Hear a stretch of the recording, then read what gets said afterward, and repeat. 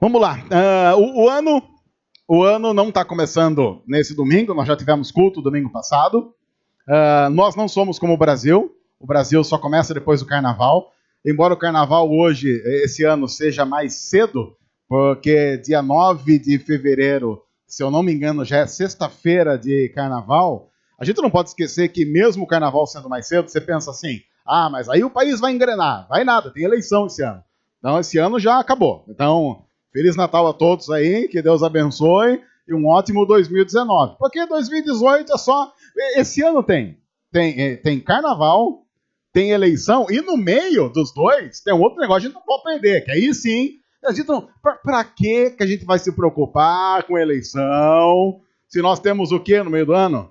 A Copa do Mundo. Aí isso sim é importante. Então, nós vamos fazer inclusive aqui o campeonato de troca de figurinhas Álbum da Copa do Juntamento e vida que segue. Bom, nós não podemos cair nessa ladainha, porque quando nós falamos em servir a Deus, nós não estamos falando em servir a Deus apenas em momentos esporádicos. Servir a Deus não é, para nós, um opcional. Faço por um tempo, depois canso, não faço mais e por aí vai. Não, para nós tem a ver com todos os dias, todo santo dia.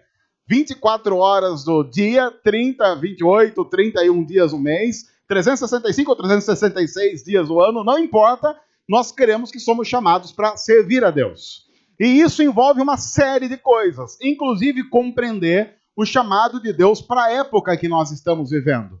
Porque eu imagino que você, vivendo agora, e eu vejo aqui, alguns eu olho aqui, tem, sei lá, 15, 16, 18 anos. Outros eu olho e vejo que tem 25, 30. Alguns, e agora eu já vou tomar cuidado para não citar nomes, alguns já tem lá 40, 45, temos o Dorival também. Assim, então nós temos gente de várias idades. O Dorival, nós estamos na mesma época, na flor da idade, né, Dorival? Nós aqui, vou te dizer. Bom, eu estou dizendo isso porque nós não podemos imaginar que os desafios que nós temos para a nossa igreja em 2018, a nossa igreja aqui já caminhando há 11 anos, com uma igreja totalmente diferente de gente, pessoas e desafios diferentes do que era há 2 anos. Nós não podemos imaginar que a gente como igreja possa se dar o capricho de continuar fazendo tudo sempre igual, da mesma forma como nós fazemos até aqui. Há algumas coisas que são novos desafios que nós temos para a nossa igreja, para a nossa comunidade no ano de 2018. Há algumas coisas das quais nós não abrimos mão? Claro, nós não abrimos mão da Bíblia, não abrimos mão da centralidade de Cristo, não abrimos mão da pregação do Evangelho, mas há algumas outras coisas que nos auxiliam a fazer isso, que estão em mudança de acordo com a realidade, o tempo que nós vamos vivendo e as demandas que vão aparecendo. E é sobre isso que nós vamos falar nessa série, Ajuntamento Versão 2018, nesse domingo, no próximo domingo e no último domingo de janeiro. Nesses próximos, incluindo hoje, três domingos. Antes de eu entrar no texto que nós vamos ler, e será a nossa base para esses 3 domingos, e alguns outros textos auxiliares também serão usados, eu queria dizer uma coisa. Nós vamos contar alguns causos, nós vamos lembrar algumas coisas e projetar outras. Só que tudo isso para nós não é algo que nós estamos projetando de maneira definitiva, do tipo, tem que ser assim, porque nós planejamos assim. Porque nós reconhecemos em primeiro lugar que nós estamos debaixo da mão de Deus e é Deus quem conduz as nossas vidas. A palavra de Deus diz assim, o coração, o nosso coração, o ser humano pode fazer planos, mas a resposta certa, a resposta definitiva, vem dos lábios do Senhor. Então, tudo que nós conversarmos nesse mês tem esse background todo. Deus está no controle de todas as coisas, nós estamos debaixo da vontade dele e submissos ao que ele vai fazer de nós e o que ele vai fazer através de nós. A mensagem de hoje tem como tema Relembrando a Nossa História. E eu quero lembrar algumas coisas. Nós, nesse ano de 2018, estamos completando 11 anos de plantação dessa igreja, desde a primeira reunião que aconteceu em junho de 2007. Nós começamos um grupo muito pequeno, Um grupo essencialmente não cristão, mas completamente inexperiente com relação a muitas coisas que depois se apresentariam e desafios que viriam à nossa frente. Nós vamos falar um pouco sobre isso depois, mas nós nessa caminhada reconhecemos que erramos muito, acertamos algumas coisas e reconhecemos que tudo o que erramos é culpa nossa e tudo que acertamos a gente põe na conta de Deus. Nós temos notado isso em nossa caminhada e é importante dizer isso para não parecer nessa série que nós estamos vendendo um case de sucesso. Porque se há uma coisa que a nossa igreja não é um case de sucesso. Aliás, se nós fôssemos escrever um livro, talvez nós deveríamos chamar de a igreja que não teria existido. Porque se todos os nossos planos e projetos, quando nós começamos a igreja, tivessem dado certo, é muito, mas muito provável que não haveria uma igreja hoje. Ou então, se houvesse, ela não seria nem de longe tão bela, tão efetiva e tão abençoadora como ela é. Ou seja, estou dizendo o seguinte, se o que nós colocamos num projeto há 10, 11, 12 anos tivesse vingado, nós estaríamos muito mal. A igreja que nós temos hoje é uma igreja que nós cremos, foi construída de maneira meticulosa e graciosa pelas mãos do nosso Deus. E nós somos muito gratos por isso, porque nós reconhecemos que se não fosse por Ele, nada do que nós estamos vivendo nessa época e todos os desafios que Deus tem colocado sobre nós, nenhum deles existiria. Mas, para a gente explicar isso através da palavra, nós vamos meditar, e o texto base dos 3 domingos dessa série será o Salmo 126. Para a gente começar esse salmo, eu preciso explicar o contexto histórico do salmo, para que a gente compreenda por que ele foi escrito. A Bíblia diz, e eu não sei quantos se lembram, que Deus resolveu, num determinado momento, formar um povo para ele. E ele então chama um cara chamado Abraão e diz assim, Abraão, de você eu vou fazer um povo meu, que depois, posteriormente, é conhecido como povo de Deus, povo de Israel, povo de Judá, o nome que você quiser dar. A Bíblia fala que Deus escolheu um povo para ele, e que esse povo devia ser bênção para as outras nações.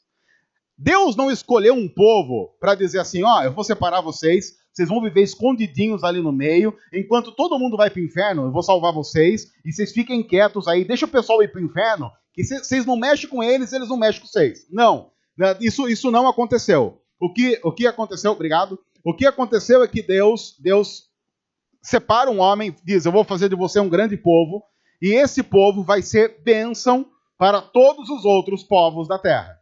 E aí esse povo vai crescendo, a família vai crescendo, Abraão vai tendo filhos, e os filhos vão tendo filhos, e netos, e bisnetos, e a galera vai crescendo, até que chega aquele momento famoso, em que o povo fica grande, mas nesse momento ele já está morando lá no Egito, o pessoal do Egito fica preocupado do povo estar muito grande, aí resolve escravizar o povo, e vem a famosa história lá dos 10 mandamentos, Moisés, toda aquela coisa que a gente conhece bem, não por causa da Bíblia, como eu sempre digo, mas por causa da novela da Record. Bom, aí Moisés vai lá, o povo é liberto, eles vão para o deserto, fica lá muito tempo no deserto, andando que nem barata tonta, de tanto que peca, porque o pecado faz você uma barata tonta. Aí então o povo está indo, vai, até que depois de muito tempo, o povo chega lá na tal Terra Prometida. Só que quando eles chegam na Terra Prometida, tem um problema lá. A Terra Prometida não está limpa assim, belezinha. Tem uma galera morando ali. E a galera que está morando ali pensa assim, eu não quero que essa galera venha morar aqui. Então, está o povo de Deus chegando e está o povo que mora ali. O povo que mora ali fala aí, se esse povo vier, a gente vai arrebentar com eles. E aí o povo de Deus pensa, a gente vai entrar também e vai arrebentar com eles. Aí, antes de começar a acontecer essa arrebentação aí mútua, Deus fala assim para o povo dele, diz assim, vocês estão entrando numa terra que tem uma galera lá. E essa galera aí, eles têm uns costumes aí que eu vou dizer. É uns costumes que não é muito legal. Eles acreditam umas mandingas, eles fazem uns remeleixos. Você tem que lembrar que havia na cultura popular do povo que estava na Terra Prometida, algumas crenças que eram muito pagãs. Por exemplo, eles acreditavam que havia uma deusa que cuidava da fertilidade feminina. Naquela época, a fertilidade feminina era fundamental porque quanto mais filho você tivesse, mais gente para ajudar na casa, mais gente para plantar, mais gente para colher, mais gente para dote, e isso significava enriquecimento. E o fato da mulher engravidar era visto como uma ação dos deuses. Então, eles faziam sacrifícios aos deuses da fertilidade, fazendo, olha, então, por favor, né, dá um filho aí. E para virar as bagunças, foi pouco tempo. Então, tinha alguns cultos que eles faziam, como é que eu posso dizer isso? Eles faziam momentos de prática da fertilidade. Então, aí você já entendeu o que eu estou querendo dizer. Tinha isso, fazia parte do culto pagão. Então, o pessoal falava, hoje o culto vai ser fogo. Então, aí você já entendia. Era mais ou menos o que acontecia. Bom, também havia o Deus que cuidava da chuva. Por quê? Porque numa sociedade bastante agrária, é importante que chova, e não é importante apenas que chova. É importante que chova na época certa de chover. Porque se você vai plantar, não adianta chover qualquer hora. Tem que chover na hora em que você precisa para que a colheita aconteça. Então eles também tinham deuses da colheita. Então tinha Deus da colheita, tinha Deus que fazia chover, tinha Deus que fazia parar de chover, tinha Deus que fazia ter filho, tinha Deus que fazia parar de ter filho, e por aí vai. Aí Deus diz para o povo dele, eu sou o único Deus verdadeiro. Eu é que dou filho ou deixo de dar filho. Então confia em mim. Eu é que faço chover ou parar de chover. Eu sou o Senhor e Criador de todas as coisas. Eu controlo todas as coisas. Eu tenho controle sobre o sol, sobre a lua, sobre todas as coisas. Confiem única e exclusivamente em mim. E aí Deus disse para o povo dele, enquanto vocês confiarem em mim, tudo vai dar certo para vocês. Só que se vocês começarem a se misturar com essas crendices que vocês vão encontrar no povo que está lá na Terra Prometida, vocês vão ter sérios problemas. De uma tal forma que se vocês confiarem nesses deuses falsos, vai chegar um momento em que eu vou dizer para vocês, ok, então que esses deuses cuidem de vocês e eu vou tirar o meu cuidado de cima de vocês. Bom, o povo entra na Terra Prometida e como todo povo que se preza, o que ele fez? Desobedeceu. Foi uma questão de pouco tempo para o pessoal começar a fazer todas as besteiras que o pessoal de lá fazia. Aí Deus mandava um profeta para dar uma bronca, o povo falava, chorava, mas chorava que era uma coisa, aí Deus falava assim, então eu vou perdoar o povo. Isso acontece uma vez, 2 vezes, 3 vezes, até que Deus chega um momento que ele diz assim, chega, eu vou penalizar vocês, e vocês inclusive agora vão ser expulsos do lugar em que eu coloquei vocês. Vem um cara de um nome bonito chamado Nabucodonosor, invade o país que naquele momento se chamava-se Judá, invade aquele país, só que ele não leva todo mundo cativo para a Babilônia, para o cativeiro da Babilônia. Ele leva só os caras que conseguem trabalhar, só os caras que estudaram, só as pessoas que conseguem ter algum tipo de mão de obra e algum pensamento lógico e instrutivo. Quem eles deixam na terra devastada porque eles destruíram tudo? Os inválidos, os muito velhos, que eles achavam que iam morrer logo, algumas crianças e algumas mulheres para verem as crianças morrerem de fome. Basicamente foi isso que aconteceu. Isso é conhecido na Bíblia como cativeiro babilônico. E aí o povo de Deus é tirado da sua terra e levado para viver lá na Babilônia. E eles passam 70 anos vivendo na Babilônia. Há alguns relatos históricos interessantes, como por exemplo, até esse momento da história, o povo judeu é estritamente agrário. Ele planta e colhe. É na Babilônia, por exemplo, que o povo judeu aprende o comércio. Porque você não pode esquecer que Babilônia era, naquela época, o grande império, a grande nação. Tecnologia avançada. Na Babilônia, eles já estavam lançando o iPhone 15, naquela época. Para você ter uma ideia, ali o negócio era... E o pessoal de Israel estava no DOS ali ainda, aquela tela preta e verde. Eles chegam na Babilônia e eles encontram um desenvolvimento absurdo. É na Babilônia, então, que muitos judeus aprendem o comércio. E você deve notar que se há uma coisa que o judeu é bom até hoje, aprendeu bem na Babilônia, é comércio.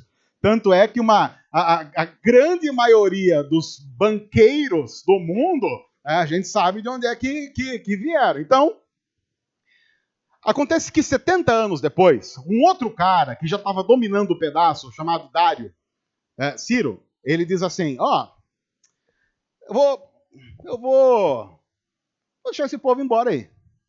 Por algum motivo, embora ele tinha amigos judeus que estavam fazendo ali,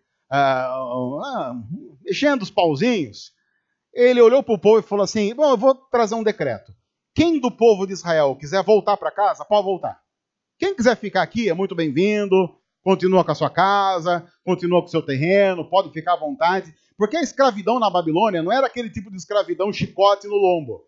Era uma escravidão do tipo assim, você não pode ficar na sua terra. Pode ficar aqui, mas você pode plantar, pode colher, pode casar, pode ter a sua casa. Só não pode querer você se governar em algumas áreas. Eles escolhiam pessoas do povo de Israel, de Judá, para governar na Babilônia, como é o caso de Daniel, que ficou famoso depois.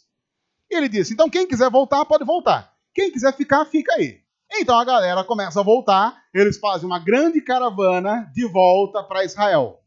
O Salmo é escrito muito na perspectiva de quem ficou e está vendo o povo chegar, depois de 70 anos. O Salmo 126 é escrito a partir dos olhos de quem ficou na terra, sofrendo durante 70 anos, com falta de toda a estrutura que você possa imaginar. O Salmo é escrito a partir dos olhos de quem viu muita gente morrer de fome, muita gente morrer de coisas que seriam facilmente tratadas, porém não foram, porque eles não tinham estrutura nenhuma. O Salmo 126 é escrito a partir de olhos de mães que enterraram os seus filhos, de pais que enterraram os seus filhos, de gente que viu muita gente morrer muito jovem. Então esse é o contexto em que o Salmo 126 é escrito. E é por isso que o Salmo 126 começa com o seguinte versículo. Diz assim o versículo 1 do Salmo 126. Quando o Senhor trouxe os cativos de volta a Sião, Sião é uma forma de dizer Jerusalém ou arredores de Jerusalém, foi para nós, os que estávamos vendo a galera chegando. Sabe aquela coisa de você estar ali e de repente você vê lá longe no horizonte um pessoal chegando que você já não sabe muito bem quem é, pode ser um outro exército inimigo chegando para dizimar de vez, mas aí o povo vai chegando e você vai notando que, peraí, eu acho que eu conheço essa língua, eu acho que eu sei mais ou menos quem esse povo é, e aí então até que alguém resolve dizer, olha, a nossa galera está voltando. E aí eles dizem, quando nós notamos que o Senhor restaurou a sorte de Sião, nós ficamos como quem sonha. Isso para nós foi um sonho. Foi difícil acreditar que isso estava acontecendo. Mas há algo importante nesse salmo que precisa estar presente na construção da história de qualquer igreja e deve estar na memória de qualquer igreja quando ela lembra tudo o que passou. Deus é quem está fazendo tudo isso acontecer. O salmo começa dizendo assim, quando Deus restaurou. Porque se você pensar, você poderia imaginar assim, politicamente foi o cara lá da Pérsia que liberou a galera para voltar. O povo de Deus sempre vai crer no seguinte, Deus é que controla o coração de todo ser humano, mesmo que aquele ser humano não acredite nele. Há na história do cristianismo uma convicção fundamental para que a gente continue a viver. Deus é o controlador e soberano da história. Não há nada que aconteça na história que Deus não tenha o controle.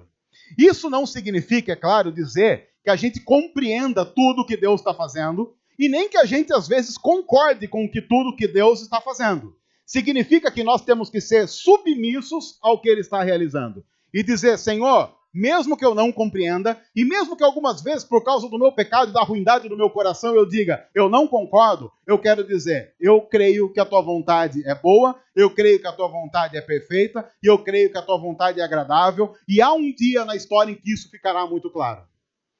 Se nós perdemos essa convicção, nós vamos olhar para o nosso passado como igreja, e a gente vai começar a flertar com orgulho. Porque é muito fácil para a gente olhar, 11 anos depois, para a igreja se reunindo domingo após domingo, os grupos pequenos acontecendo, as pessoas sendo tocadas, pessoas querendo servir, pessoas chegando, e tudo isso, e começar a imaginar, olha a igreja que nós construímos, olha só o que nós fizemos. E é muito fácil também começar a dizer, e olha, você não sabe quanto de esforço eu coloquei aqui. Mas na história da nossa igreja, como eu disse no começo, e quero voltar a dizer isso, a despeito de todo o esforço que nós empreendemos, nós somos obrigados a reconhecer que quem construiu, quem fez e quem elaborou tudo foi o nosso Deus e nós somos gratos por isso. Quando o Senhor restaurou a sorte de Sião, o povo dele está dizendo, e nós podemos dizer hoje, quando Deus resolveu plantar essa igreja, porque há uma coisa que precisa ficar clara em nosso coração. Nós não plantamos igreja. Quem planta a igreja é Deus. Nós somos instrumentos na mão dele. Porque se chegar um momento da nossa história em que nós acharmos que somos participantes ativos na plantação de uma igreja, nós vamos perigosamente assumir um papel que não é nosso.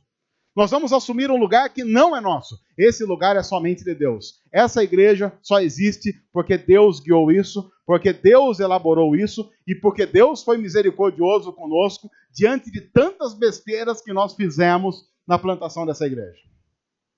Assim como o povo, a primeira coisa que nós precisamos ter em mente ao relembrar a nossa história é quando o Senhor resolveu fazer isso.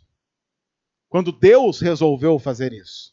E isso tira de nós o orgulho e faz de nós pessoas que então passam a ter o desejo de serem mais sensíveis à voz de Deus e ao que Ele está falando agora para nós. Aí o texto continua. Então, a gente viu a galera voltando, a nossa boca se encheu de riso e a nossa língua de cantos de alegria. Até nas outras nações se dizia, o Senhor fez coisas grandiosas por esse povo. Há duas coisas interessantes nesse versículo. O primeiro é, o povo não ficou indiferente ao que Deus estava fazendo. É óbvio que talvez você diga assim, mas é claro, quem é que vai ficar indiferente ao que Deus está fazendo? A resposta? Nós. Aliás, um dos grandes perigos para nós cristãos é nós nos acostumarmos com esse negócio de Deus. E é muito fácil se acostumar com Deus. Nós somos mais ou menos como aquelas pessoas que passaram fome, durante muito tempo passaram fome, até que alguém resolveu dar um prato de comida para a gente. E a gente olhou para essa pessoa que deu um prato de comida para a gente com um amor e uma gratidão absurda. Só que aquela pessoa deu para a gente o que ela tinha naquele dia. Talvez ela tenha dado um prato cheio de arroz, feijão e ovo. Mas a nossa fome era tão grande que a gente comeu aquilo como se aquilo fosse o manjar dos deuses. Embora arroz, feijão e ovo não esteja muito longe disso. Mas aí aquela mesma pessoa chega pra gente, ele fez isso no almoço, matou nossa fome no almoço, aí ele chega na janta e ele fala assim, posso dar comida pra você de novo? Pode. Aí ele dá o quê? Um prato, arroz, feijão e ovo. Mas aquele é o primeiro dia que você está comendo, depois de muitos dias. Aí você come. Aí você vai dormir grato, porque é a primeira noite, depois de muitas noites, que está indo dormir de barriga cheia. Tem gente que diz assim, é até perigoso dormir de barriga cheia, porque dormir de barriga cheia dá pesadelo. O que dá pesadelo é dormir com fome. Dormir de barriga cheia dá um negócio chamado gratidão. A gente dorme feliz, você dorme assim, você encosta as costas no colchão, dá aquela massageada no pânceps. Que você dorme, que é uma beleza. Bom, voltando. No dia seguinte, a pessoa aparece para você e fala assim, eu vou dar comida para você. Aí ela aparece com o quê? Quanto tempo demora para você começar a praguejar porque você está comendo arroz, feijão e ovo? Não demora muito tempo. Não demora muito tempo. Porque o ser humano tem essa ingratidão latente dentro dele por causa do pecado que está em nós. Vai pouco tempo para a gente dizer assim, eu não aguento mais esse arroz, feijão e ovo. E o povo de Deus, inclusive, fez isso. Porque lembra a história de Moisés levando o povo no deserto? Chegou uma hora que eles estavam com fome lá e Deus falou assim, eu vou dar uma comida para vocês. Comida para vocês. Aí ele deu um negócio chamado maná. Maná era algo que era mais ou menos assim, que o pessoal tinha que colher, sabe, como é que chama? Esqueci, que fica na relva. Orvalho. Orvalho, aquelas gotinhas, elas se transformavam num tipo de pão, que dava uma raspada, assim, era assim. Você tinha lá o seu quintal. Você abria o quintal, chegava lá, dava uma raspada no orvalho ali, aquilo virava um pão, tipo um pão de mel. Então, todo dia de manhã, Deus falava assim, você vai lá e colhe o maná. Porque o pessoal tinha reclamado de não ter o que comer. Então Deus falou, então eu vou fazer comida brotar do chão. E literalmente eles iam lá, davam uma raspada, chegava aquele maná, e o pessoal comia maná. Não foi espanto que daqui a pouco o povo estava falando o quê? Gente, não aguento mais esse maná aí. Esse maná aí tá duro, porque é sempre o mesmo sabor, tá complicado. Aí Deus mandou umas codornizes pro povo lá. Falou assim, então vocês querem comer, né? Aí Deus mandou umas codornizes voando baixo, o cara saía na rua, tomava codorniz no peito. Saía, ele tinha que desviar de codorniz, codorniz que não acabava mais. A gente se acostuma com Deus. No começo, quando a gente conhece Jesus, é tudo espetacular. Orar, quando alguém fala assim para você, não, mas olha, você não tem nenhum intermediário para Deus, não. Você quer falar com Deus? Vai no seu quarto lá e fala com ele. Mas assim, tem que pagar? Não tem que pagar, não. Totalmente de graça, não paga imposto nenhum. E a primeira vez que a gente vai orar, a gente fica até meio sem graça, né? Deus, o senhor dá licença aí. Quero até pedir licença aí, não sei o que o senhor está fazendo aí, só. O senhor está fazendo alguma coisa aí, o senhor pode deixar um stand-by aí. A gente acha que está deixando um recado na secretária eletrônica de Deus, né? Alô, senhor? E a primeira vez, então, que Deus responde uma oração, você fica louco. Você fala, olha! Uma vez chegou, estava na igreja, aí chegou uma pessoa e falou assim, rapaz, sabe o que aconteceu? O que aconteceu? Eu ouvi um negócio. O que você viu? Olha, não é que a oração funciona? Eu falei, olha! Porque era a primeira vez que ele tinha orado sobre algo e Deus tinha respondido de uma maneira inesperada. Mas de repente a gente já não está orando mais porque, tá aí, né? Pode orar a qualquer hora. Não paga. Não tem que fazer esforço nenhum. É só orar. Sei que tem muita graça fazer isso também. Bíblia. Não é que pega a Bíblia pela primeira vez e entende. Fica louco. Olha! E não é que é. A gente olha lá, lê a Bíblia, fica emocionado, chora. Liga pro pastor, não sabe o que aconteceu. O que aconteceu, meu filho? A gente fica desesperado de pensar, a pessoa está tentando ali, uma coisa está acontecendo errada. Eu li aqui o Salmo 23, que coisa maravilhosa. Dá vontade de falar, vai dormir, meu filho. Vai dormir. Já leu o Salmo 23? Já está com a calma, paz, o coração? Agora aproveita e dorme. Passa uns 2 anos, você fala assim, o Senhor é meu pastor. Mas ninguém aguenta mais esse texto também, gente. Opa, tá difícil de aguentar. Aí o salmista está dizendo, a nossa boca se encheu de riso e a nossa língua de cantos de alegria. Nós não ficamos indiferentes ao que Deus está fazendo. Só que veja que interessante. Esse povo poderia ter uma postura que muitos de nós temos, mesmo quando Deus faz algo maravilhoso. Porque quantos anos se passaram mesmo até a libertação e a reestruturação começar a acontecer? 70 anos. Eles poderiam muito bem dizer assim, olha, Deus, até que enfim, hein? Aliás, Deus, talvez se o Senhor fosse Deus mesmo, o Senhor não demorava 70 anos. Aliás, é muito possível que Deus nem exista, porque esperar 70 anos para algo assim acontecer, talvez seja a prova mais inequívoca da não existência de Deus. Aquele que tem o coração pensando na rotação correta e com a chave ligada do lado correto vai dizer, eu sei que há muita coisa não explicada.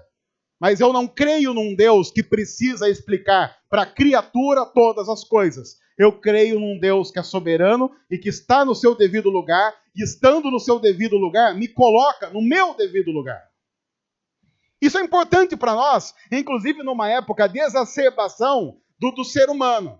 Daquela coisa louca de faça o que está no seu coração, busque a força que está dentro de você, e todas aquelas frases que tentam trazer e dar a ideia de que o ser humano é senhor de si mesmo e que o ser humano pode trazer a salvação e a redenção para si mesmo, o que não é verdade. No entanto, nesse texto há uma outra coisa interessante. O salmista diz, até nas outras nações começaram a falar, o Senhor fez coisas grandiosas por esse povo. Desde que a Bíblia é Bíblia, sempre que Deus faz algo em alguém ou no povo dele, faz pensando em como isso vai alcançar aqueles que não o conhecem. A missionalidade sempre esteve presente na história do povo de Deus. E se há uma coisa que é um risco para qualquer igreja plantada, há 1 ano, há 5 anos, 10 anos, 50 anos, é perder essa noção. É porque a gente vai ficando tão ligado e aproveitando tanto as coisas que vão acontecendo no meio do povo e no meio da igreja, que a gente simplesmente se esquece que uma das razões principais da igreja existir é a pregação do evangelho. A pregação do evangelho que acontece para nós, porque crente tem que ouvir o evangelho todo dia, porque todas as pessoas esquecem do evangelho todo dia, mas é claro que os não crentes também precisam. Quando nós relembramos a nossa história, e nós precisamos dizer isso como maneira de confissão, nós reconhecemos muitas e muitas vezes em que nós simplesmente não fizemos isso. Nós ficamos tão preocupados com as coisas que nós queríamos fazer para agradar a nós mesmos, que nos esquecemos da missão de Deus. E a missão de Deus muitas vezes nos coloca no exato local em que nós não estamos vivendo para agradar a nós mesmos. E a Bíblia está cheia de exemplos assim. A Bíblia está cheia de versículos que claramente não foram escritos para agradar a gente. E que se eu fosse o editor e tivesse poder de corte, mandava cortar. Tem uns versículos lá que eu falo assim, não vamos colocar assim não. Vamos colocar de outro jeito, vamos amenizar. Sei lá, ia pedir para cortar. Ame os inimigos. Ia pedir para cortar. Já ia pedir para cortar, já facilita muito. Você já não ter lá o ame o seu inimigo, já facilita. Vamos combinar que facilita a par de coisa pra gente aí. Mas tá lá. Você vê como Deus não está muito preocupado com o nosso bem-estar, porque ele diz, ame o seu inimigo. Não sei quantos aqui conseguem. Se você consegue, parabéns. Eu acho que amar o inimigo é um milagre. Aquele momento em que Deus diz, você só consegue com a intervenção do Espírito. Tem as outras coisas que estão até ligadas a isso. Se alguém der um tapa numa face, você vira outra. Eu ia falar assim, vamos cortar esse então. Deixa o amar o inimigo. Corta esse. A gente negocia. Tem outros que eu não vou falar porque eu não quero também aqui confessar todos os meus pecados. Não vou falar. Amar a sogra tem? Não tem, né? Não tem. Se a sogra for... Obrigado, Chocolate. Agradeço. Alguma igreja em vista para frequentar? Chocolate, para quem não ouviu, falou assim, não tem esse versículo amar o próximo. Ele falou assim, se a sogra for o próximo, quer dizer, atrapalhou já aqui, já atrapalhou a elaboração aqui do texto.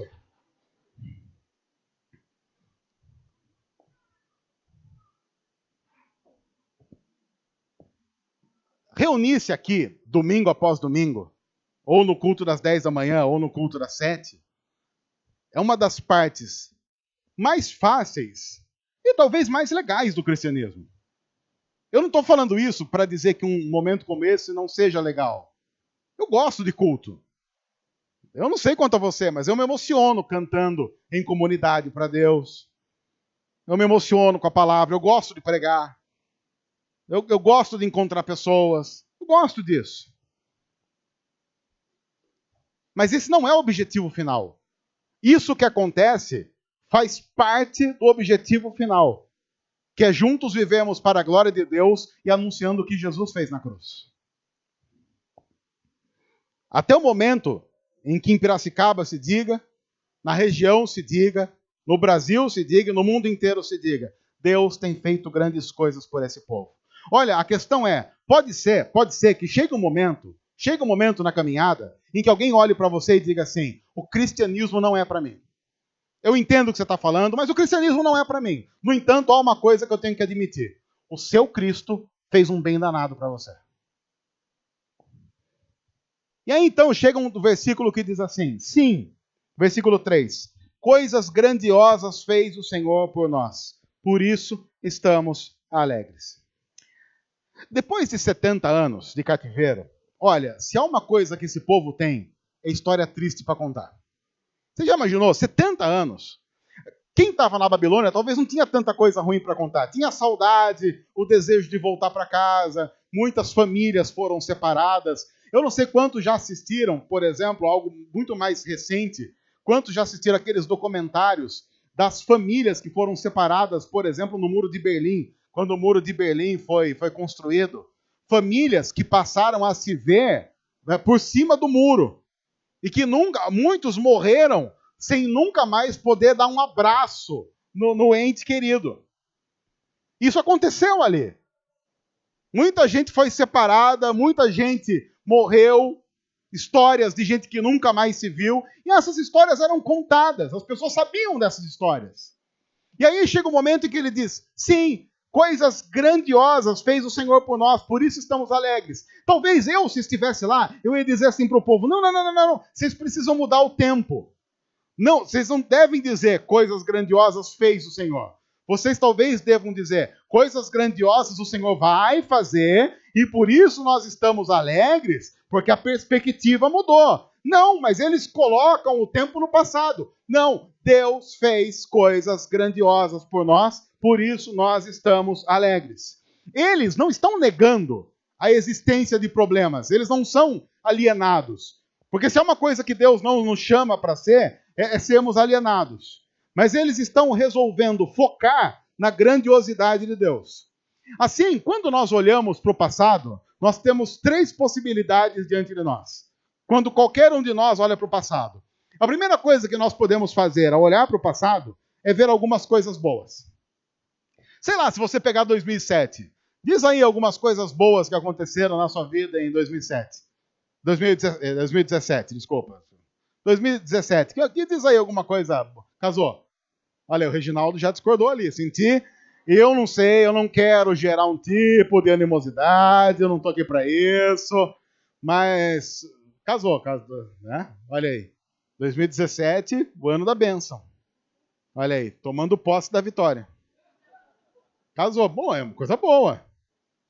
O que mais? Você vê, o pessoal já casado há mais tempo, fica aqui com aquela gracinha assim.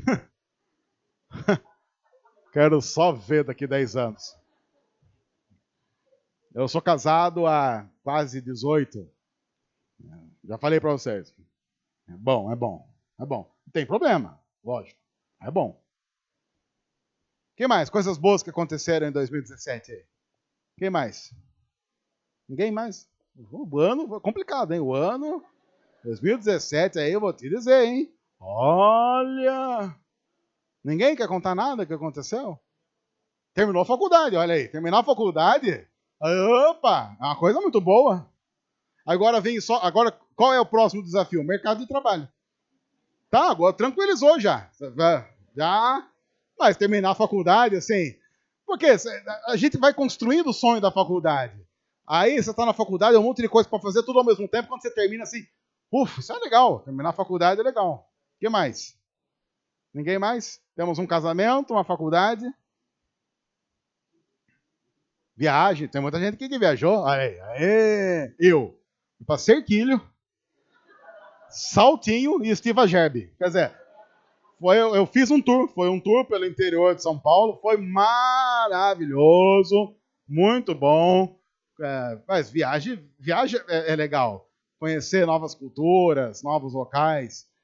Na verdade, se a gente parasse um pouco para focar em coisas boas, a gente ia começar a lembrar de algumas outras coisas boas de 2017. Acontece que a maioria de nós resolveu assumir para si o ponto 2, que é ver algumas coisas ruins. E olha, vou te contar, se a gente parar também para ficar focando no que é ruim, olha, também teve muita coisa ruim que aconteceu em 2017, não teve?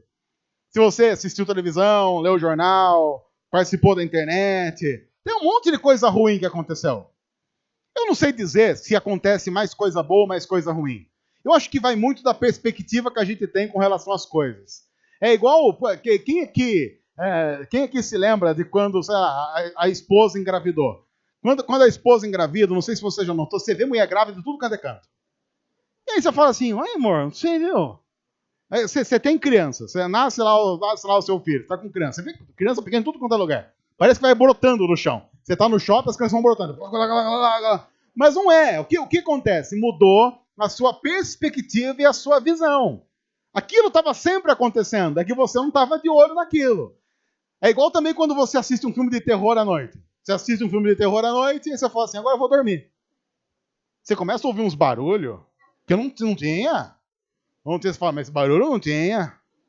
Aí tem uma árvore que sempre esteve lá, uma mangueira de 600 anos, que sempre esteve na janela do seu quarto e ventando ela faz aquela coisa. Aí você olha aquela mesma mangueira depois do filme de terror, fazendo aquilo, o que você pensa? É o demônio, isso aí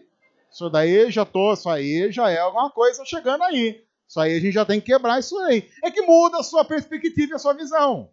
Eu não sei dizer se acontece mais coisa boa ou mais coisa ruim. O que eu sei é que a nossa visão e a nossa perspectiva e a decisão de olhar para algumas coisas muda muito com relação a isso. É por isso que para nós cristãos há sempre um terceiro ponto e uma terceira via quando nós relembramos o passado, que é ver a cruz. E isso muda tudo. Porque quando nós resolvemos olhar para a cruz, há sempre uma mensagem que é dita: Deus se importa. Mesmo que você tenha passado 70 anos no cativeiro, Deus se importa. Se importa de uma tal forma que resolveu enviar o seu filho para morrer em nosso lugar por causa dos nossos pecados e pagar o preço da condenação que devia ser minha e sua. E a gente está falando em filho, quem aqui tem filho sabe. Eu jamais entregaria uma filha minha para morrer no lugar de alguém. Digo isso com muita tranquilidade porque não faria mesmo. Não faria. O que talvez eu faria é assim, vou no lugar. A gente troca. Mas os pais que estão aqui, dos pais que estão aqui, quem aqui entregaria o filho para morrer no lugar de gente sem vergonha como a gente, por exemplo? Quem aqui? Os pais que... Não? Ok. Alguém aqui? Algum pai? Entregaria o filho? Ah, eu vou entregar lá para morrer. Isso lembra a história de Abraão, esse cara com quem Deus começou a história? A história de Abraão diz que ele teve um filho chamado Isaac. Ele teve esse filho muito velho. E aí ele começou a valorizar demais o filho. E Deus falou assim, eu vou ver aí como é que está o coração de Abraão. Aí ele chega para Abraão e fala assim, Abraão, pega Isaac, leva ele para o monte X e sacrifica ele lá. Falei, o que, Deus? Sacrificar ele. Mas como assim? Ué, já aprendeu? Sacrificar é sacrificar. Mas sacrificar como? Assim, aí faz um culto? Não é culto. Sacrificar, você vai pegar um moleque, você coloca em cima de uma pedra, amarra umas lenhas nele, assim, amarra bem. Aí você pega uma faca bem afiada, passa na garganta do moleque, ele vai sangrar, vai sangrar, vai sangrar. Tipo, quem tá assistindo Vikings aqui? Tipo Vikings, essas coisas aí. Você vai lá fazer o sacrifício, sangra. Quando você vê que o moleque morreu, tá morrido, você taca fogo, aí vai subir a fumaça, assim, e por aí, beleza. Então você faz isso pra mim. Abraão falou, então tá bom, vamos lá.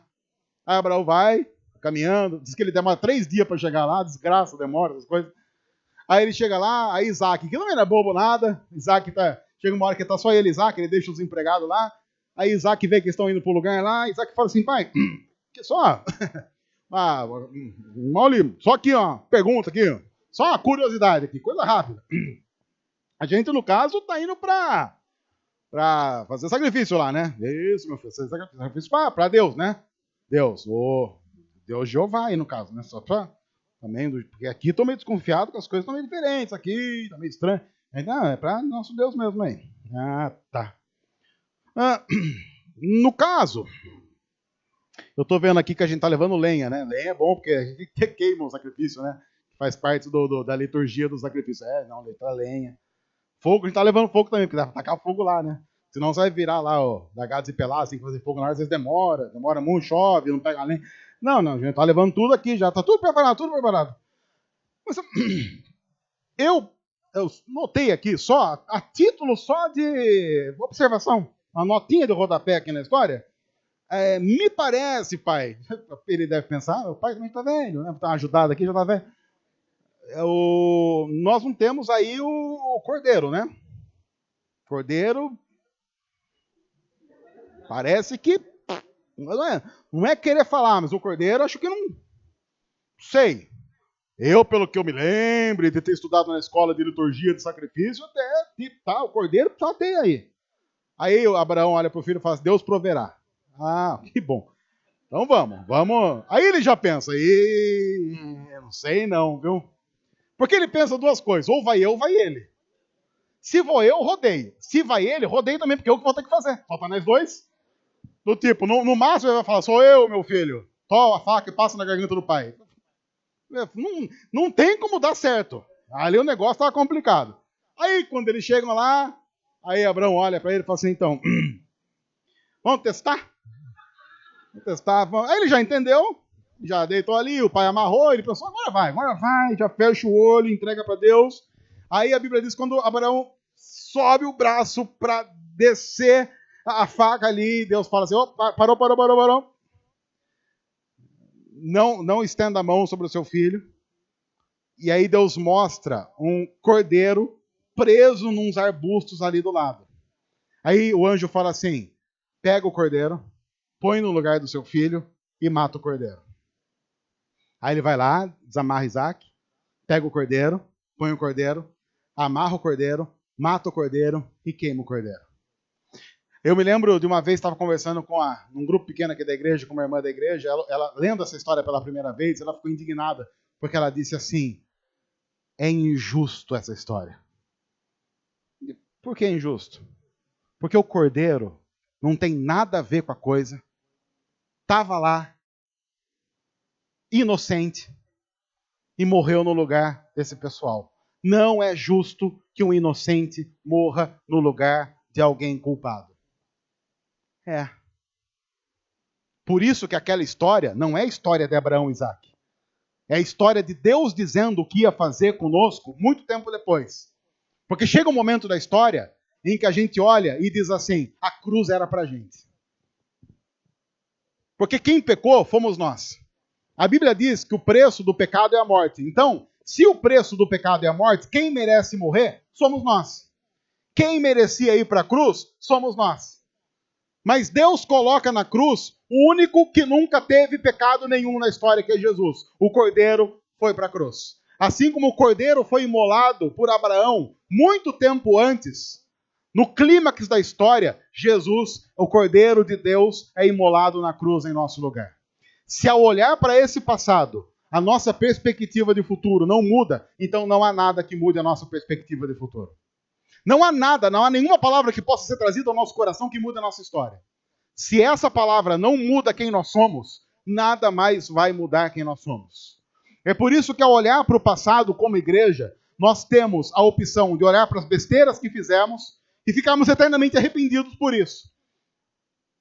Nós temos a opção de olharmos para as coisas boas e corrermos o risco de ficarmos orgulhosos com as coisas boas. Por isso que o desafio de uma igreja, versão 2018, 2019, 2020, ao relembrar a sua história, é sempre olhar para a cruz e continuar fazendo tudo tendo Cristo como centro. E é esse o desafio que nós queremos assumir em nossa igreja no ano de 2018, 19, 20, 21, até Jesus voltar. Nós não queremos fazer coisas que nos agradem. Nós queremos agradar o nosso Deus, correndo todos os riscos de saber que quando nós dizemos, Deus, seja feita a tua vontade, a gente às vezes diz, Deus, seja feita a tua vontade, e já protege a cabeça. Porque a gente sabe como termina a história daquele que ousou dizer, Senhor, que não seja feita a minha vontade, mas a tua. Porém, nós não somos um povo medroso que vai viver a vida com medo das consequências de fazer aquilo que é o certo. Ainda mais vivendo num país como o Brasil, que é o país do jeitinho, é o país em que a gente vai fazendo as coisas, tentando encaixar o que é certo com o que é errado, achando que é a malandragem brasileira e o jeitinho brasileiro dá conta. Não, nós não queremos ser esse tipo de povo. Nós queremos ser um povo de Deus para Deus, vivendo a vontade de Deus de verdade. O Salmo termina, e nós não vamos para os pormenores desse texto, porque nós vamos voltar a esse Salmo nos próximos domingos. O Salmo termina dizendo assim, Senhor, restaura-nos, assim como enches o leito dos ribeiros no deserto. Aqueles que semeiam com lágrimas, com cantos de alegria colherão. Aquele que sai chorando enquanto lança a semente, voltará com cantos de alegria, trazendo os seus feixes. E sobre isso, a única coisa que eu quero dizer, para encerrar essa mensagem é: amém. Que assim seja. Que mesmo fazendo a vontade de Deus, reconhecendo que isso traz alguns percalços e algumas lágrimas, que essas lágrimas sejam sementes plantadas por Deus, nos fazendo colher brevemente no futuro a alegria que vem dele. Até o dia em que a alegria será completa, quando nós todos estaremos juntos no céu, ceando com Deus, comendo e bebendo da comida e bebida que Deus oferece para a gente. E a Bíblia diz que então nós estaremos para sempre com o nosso Deus, de maneira plena e irremediável. A expressão cristã histórica para isso é Maranata, que significa vem logo, Jesus.